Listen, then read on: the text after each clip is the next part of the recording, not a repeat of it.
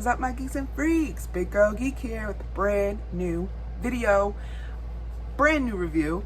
I have completely finished Avatar: The Last Airbender, all 3 seasons. I thought it was 4, maybe because Legend of Korra is 4, but I finished all 3 seasons of Avatar. So, was Avatar: The Last Airbender geek or was it weak? Let's get into it. Okay, so as you know, if you've seen my other Avatar video, I did a review of the first episode. So instead of doing each individual episode review, because there are 3 seasons, and I did Legend of Korra season review 1 and 2, it wouldn't make sense for me to like do the rest of Avatar by each episode. So, and also because I was enjoying the series, I ended up just watching and watching and watching. It's like Avatar, you cannot just watch the 1 episode and kind of turn it off once you get into it. You kind of just run and just, binge watch it. So as you can tell by those comments, like I said, I enjoyed the series, so it was definitely a geek for me. I won't spend too much time on it because the series is quite old. It's an older series. It's not anything new. So most people that probably are watching this video have seen it already, and if not, this review will contain spoilers. So that is your spoiler warning. All my reviews, and of course reactions, of course, but all my reviews contain spoilers unless I say non-spoiler review in it. There's spoilers. So like I said, I watched the first episode and it was just like, okay. And then I kind of like put it on the back burner to watch some other things. And then I happened upon Legend of Korra. Netflix recommended it. And then I was very hooked on Legend of Korra. And you can check out that review, as I said, of season 1 and 2. I'm currently watching seasons 3 and 4 now that I finished Avatar. And that video will be going up as soon as I finish Legend of Korra. But so I after putting some time away watching Legend of Korra and then getting some feedback from you guys here and on Twitter and Facebook, I decided to watch Avatar before I finished the rest of Legend of Korra.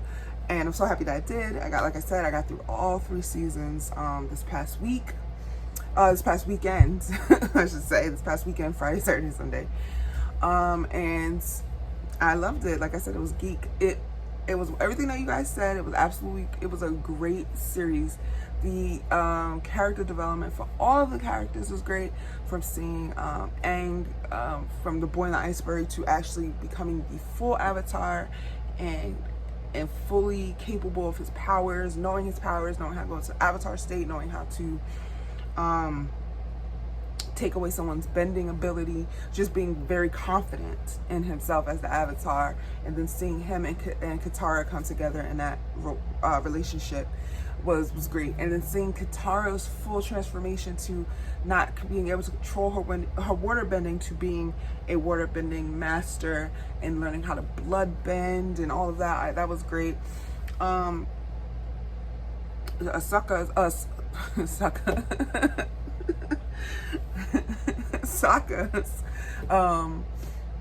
his transformation, his character's journey of not even being able to really do his boomerang to being taught how to fight with a sword by master swordsman and be able to do that, to do his boomerang, to know how to fight.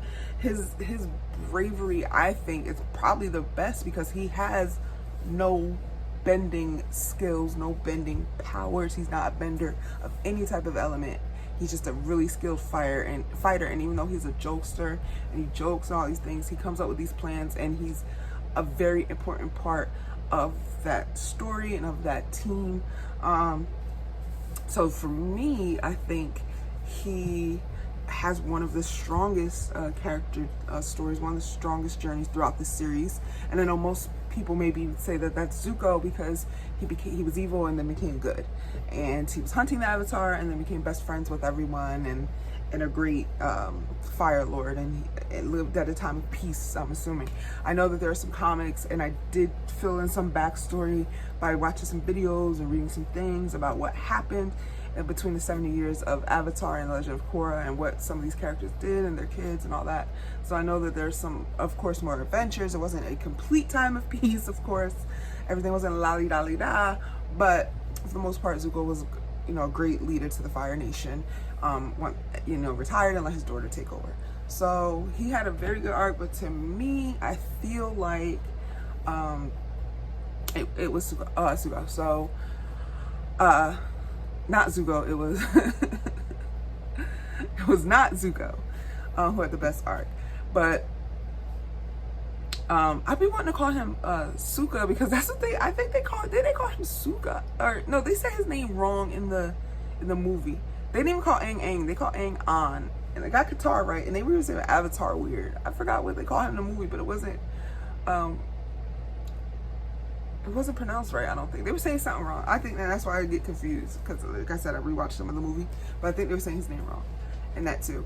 But anyway, but actually, my favorite character within the whole show is actually Azula.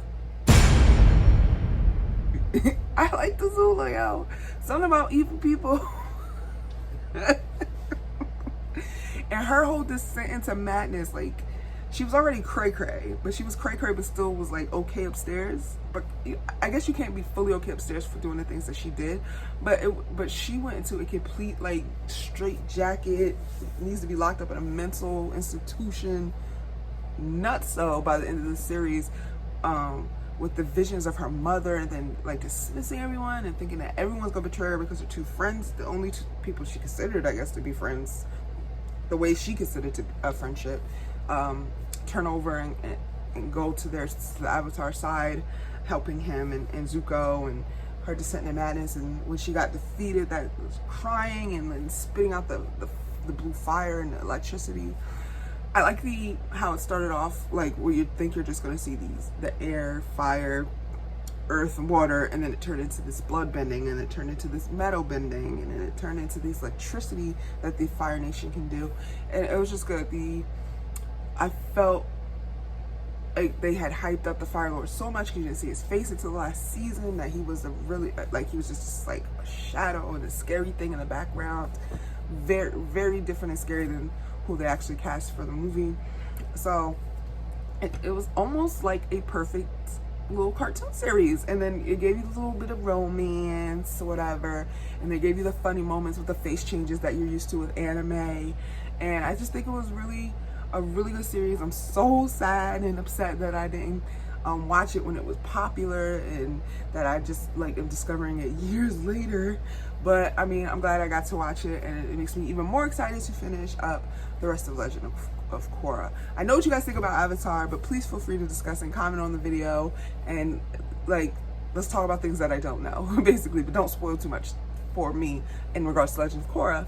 But let's just talk about some things in Avatar. Please leave your comments, and please also like, share, and subscribe. So until next video, I am out of here. Big Girl Geek out. Peace. Hey, where are you going? You just watched a cool video. Subscribe.